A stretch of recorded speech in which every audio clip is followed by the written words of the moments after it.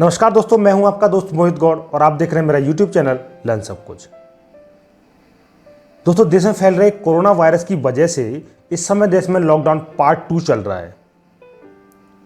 इसका पहला पार्ट 14 अप्रैल को पूरा हो गया, लेकिन कोरोना वायरस से संक्रमित मरीजों की संख्या लगातार बढ़ता देख अब इसको 3 मई तक कर दिया गया है। यानी कि अब लोगों को 3 मई तक लॉकडाउन में रहना होगा।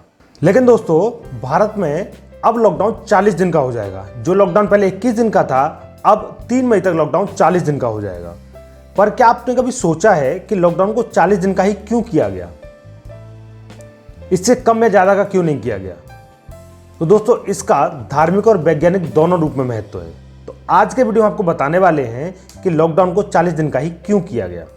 चलिए शुरू करते हैं और जानते हैं।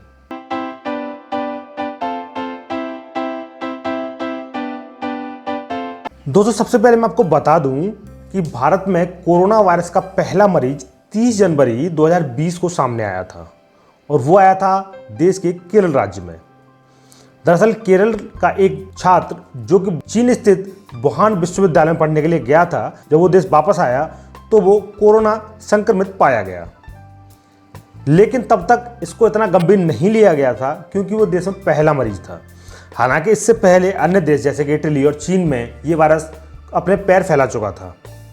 लेकिन देखते ही देखते 22 मार्च तक देश में मरीजों की संख्या 500 हो गई और तब ये चिंता का विषय बना। और इसी को देखते हुए देश के प्रधानमंत्री श्री नरेंद्र मोदी जी ने 22 मार्च को जनता कर्फ्यू की घोषणा की और 24 मार्च को लॉकडाउन की घोषणा कर दी। और उन्होंने कहा कि 14 अप्रैल तक लॉकडाउन फर्स्ट जारी रहेगा और ऐसा अनुमान था कि 14 अप्रैल तक हम इसके मरीजों की संख्या में काफ़ी हद तक रोक लगा देंगे। हालांकि रोक तो लगी, लेकिन जितना चाहा उतना नहीं। और इसी को देखते हुए अब लॉकडाउन 3 मई तक कर दिया गया। तो आज हम आपको इसके धार्मिक और वैज्ञानिक महत्व बताने वाले हैं कि क्यों लॉकडाउन को 40 दिन का रखा गया है। Health care foundation of India व इंडियन मेडिकल एसोसिएशन के पूर्व अध्यक्ष और पद्मश्री से सम्मानित डॉक्टर के अग्रवाल का दावा है कि 40 दिन के इस लॉकडाउन का संबंध न सिर्फ विज्ञान से है बल्कि सभी धर्मों से भी है। इन्होंने इसका वैज्ञानिक दृष्टिकोण बताते हुए कहा कि क्वारंटीन शब्द, जिसका प्रयोग आजकल बहुत बड़ी संख्या में हो रहा है, ये एक विनीशियन भाषा का शब्द है जिसका मतलब है क्वारंटीना, यानी कि 40 दिन। दोस्तों, क्वारंटीन उन लोगों को किया जाता है जो लोग कोरोना संक्रमित होने के संभावित हैं या कोरोना संक्रमित होकर ठीक हो गए हैं। उनको कहा जाता है कि आप 40 दिन तक किसी भी व्यक्ति से नहीं मिलेंगे, आप किसी दूसरे व्यक्ति से नहीं मिल सकते, आप कहीं बाहर नहीं जा सकते, ताकि आपसे संबंध में आकर अन्य लोग इस बीमारी से संक्रमित ना हों। अब हम इसके धार्मिक कारण जान लेते हैं।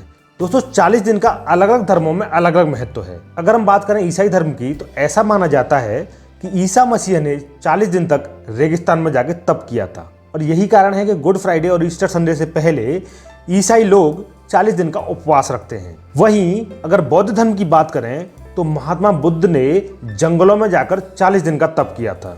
ऐसे ही पैगंबर मोहम्मद साहब भी 40 दिन तक एक गुफा में रहे थे। वहीं स्वामी अय्यप्पा के भक्त भी 40 दिन का उपवास रखने के बाद केरल स्थित सबरीमाला मंदिर जाते हैं। तो अलग अलग धर्मों में इसका अलग अलग महत्व है।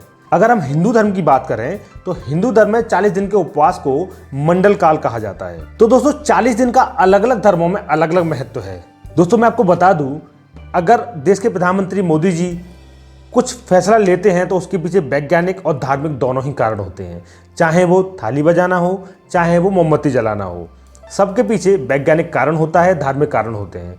इसीलिए मोदी जी फैसला लेते हैं। लेकिन कुछ लोगों का प्रश्न ये भी होगा कि शुरुआत में 40 दिन का लॉकडाउन क्यों नहीं किया गया।